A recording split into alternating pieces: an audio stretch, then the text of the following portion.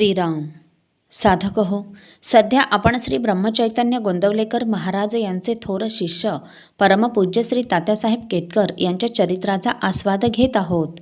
तसेच रविवारी श्री महाराजांच्या काही भक्तांचे अनुभव ऐकणार आहोत.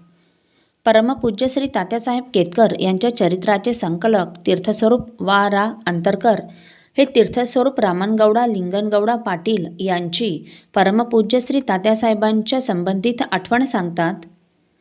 इसवी सन 1928मध्ये रामेश्वरला जाण्यापूर्वी श्री महाराज गदगला श्री भीमराव गाडगोळी यांच्या घरी उतरले होते. माझे आजोबा श्री महाराजांचे भक्त होते. त्यांच्या आज्ञेवरून मी तेथे गेलो होतो. सुमारे 250 भक्त त्यावेळी जमलेले होते. मी लावून नमस्कार केल्यावर त्यांनी मला थांब जरा असे म्हटले. मला त्यावेळी मराठी मुळीच येत नव्हते. नंतर इतक्या सर्व मंडळीतून मला खूण करून बोलाविले. कानात त्रयोदशाक्षरी मंत्र सांगून अनुग्रह दिला आणि चांदीचा 1 रुपया श्रीफळ व पेढा दिला. मी मात्र त्यांच्यापुढे काहीच ठेवले नव्हते.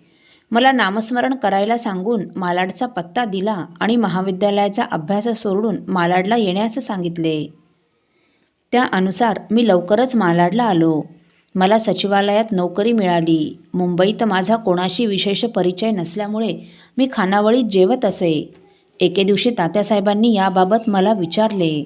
मी होती ती परिस्थिती प्रांजळपणे सांगितली.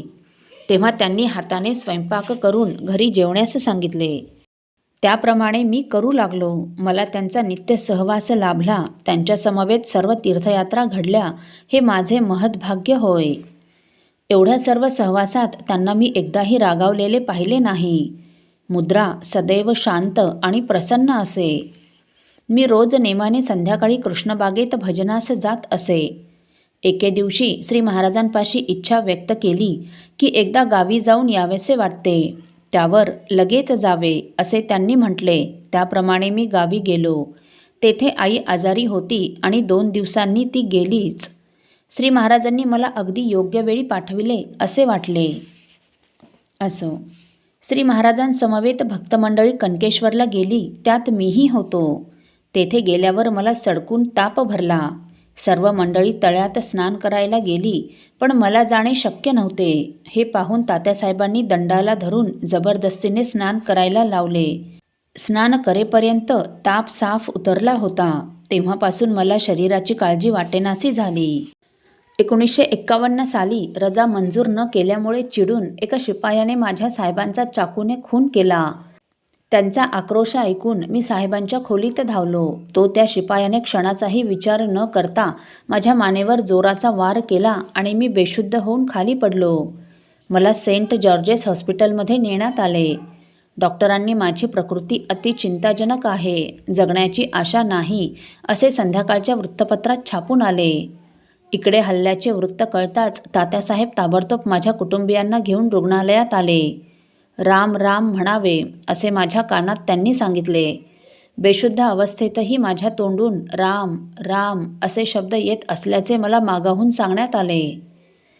खोलीच्या बाहेर आल्यावर तात्यासाहेबांनी सर्वांना सांगितले की तो रामनाम घेतो आहे तो पूर्ण बरा होईल आणि सारे काही चांगले होईल. 2 महिने रुग्णालयात राहून पूर्ण बरा होऊन मी घरी परत आलो. या सर्व काळात तात्यासाहेबांनी मला व माझ्या कुटुंबियांना सर्वतोपरी मदत केली. श्री महाराजांच्या कृपेनेच मी वाचलो यात शंका नाही. असो, कचेरीतून परत येताना काहीतरी फळ आणून कृष्णबागेत श्री महाराजांच्या समोर ठेवण्याचा माझा नित्यनेम होता. तसेच घरच्यासाठी कापड किंवा दुसरीही काही वस्तू आणली तर ती आधी श्री महाराजांपुढे हजर करीत असे.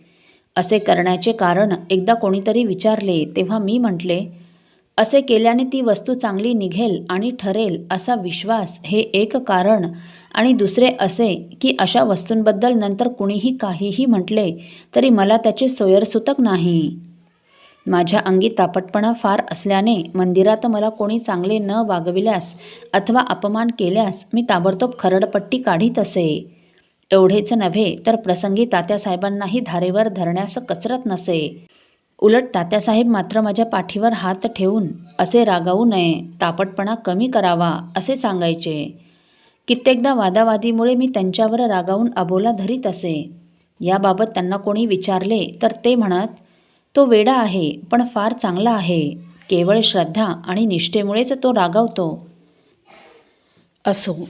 साधक हो, पुढील भागात देखील आपण तीर्थस्वरूप रामनगौडा लिंगनगौडा पाटील यांची परमपूज्य श्री तात्यासाहेबांच्या संबंधित आठवण ऐकणार आहोत. श्रीराम समर्थ.